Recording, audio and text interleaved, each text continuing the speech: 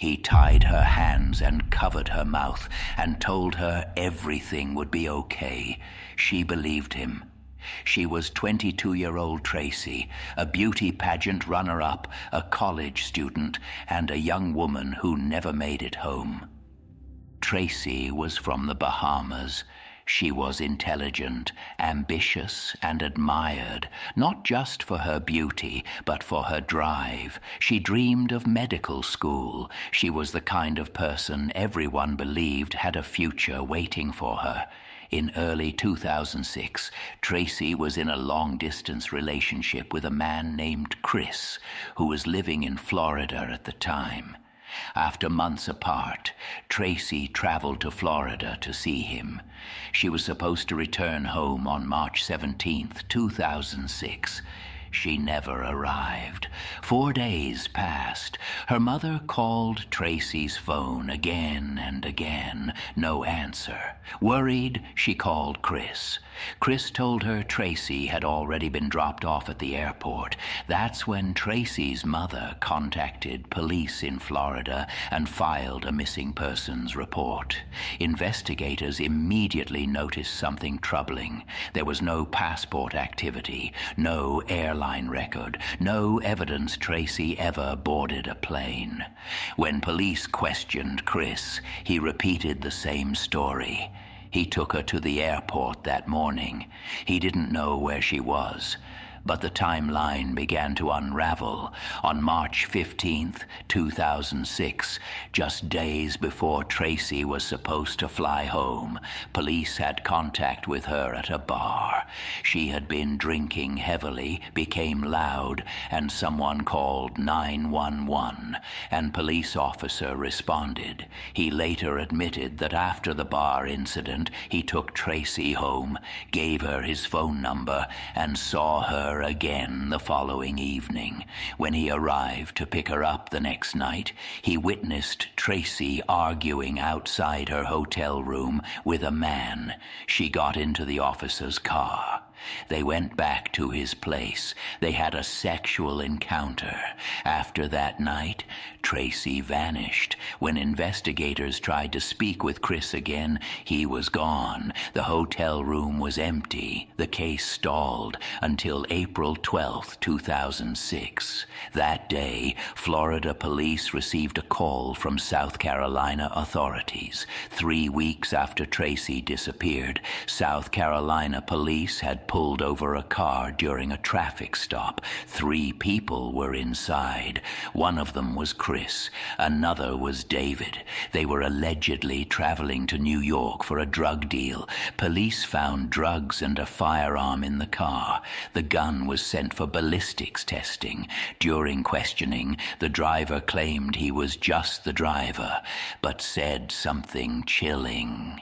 He told police he knew about a murder in Florida.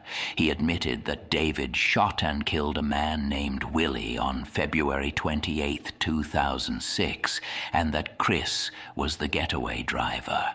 Then police asked him about Tracy. He said she was dead. He said they buried her. The driver told investigators that on March 17, 2006, he was called to give them a ride to the airport to drop Tracy off. Instead, they stopped at a home improvement store.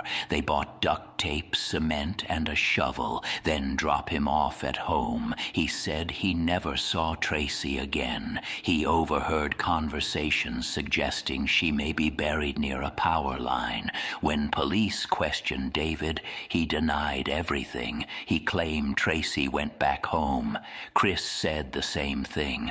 All 3 men were jailed on the drug charges, while investigators began building 2 cases, one for Willie and one for Tracy.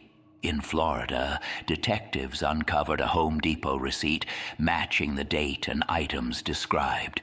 Surveillance footage showed David purchasing the supplies. Ballistics confirmed the gun recovered in South Carolina was the same gun used to kill Willie. In October 2006, Chris and David were charged with first-degree murder for Willie. 4 years later, as Willie's case headed toward trial, prosecutors made Chris an offer. Avoid life in prison, but tell the truth about Tracy. Chris agreed. In his confession, Chris said everything changed after Tracy spent time with a police officer. He told David that Tracy was on a date with a cop. David panicked. He said she couldn't be trusted. She could talk to police. She could expose what happened to Willie.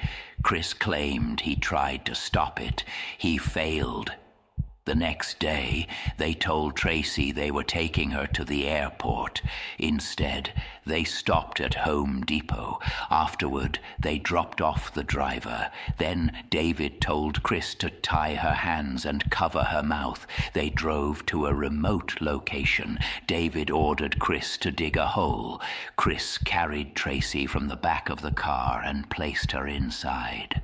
David collected water from a nearby stream, mixed it with cement, and poured it over her body. Chris admitted he knew she was still alive. He said she was looking at him, so he started with her head, so he wouldn't have to see her face. Years later, Chris led police to Tracy's body. He was charged with first-degree murder. Chris ultimately received 10 years for Willie and 10 years for Tracy, 20 years total. Tracy was 22 years old. She trusted the wrong people, and the men who promised to protect her made sure she never made it home. Tracy didn't deserve what happened to her. Nothing she did justified it. But her story is still a warning. Not every danger looks violent at first. Some people don't explode. They calculate. They smile. They agree. They say it's fine. And then they decide what to do with you later. Tracy didn't know how dangerous the situation had already become. She didn't know how much fear, jealousy, and paranoia were sitting just beneath the surface, and that's the part every woman needs to hear. Do not play emotional games with unstable people. Do not test loyalty. Do not provoke jealousy. Do not assume you're safe because someone hasn't hurt you yet. If something feels off, leave. If someone shows obsession, distance yourself. If you sense fear in a man's silence, don't stay to find out why. Because the most dangerous moment is when someone decides you know too much or you don't belong to them anymore. And by then, it's already too late.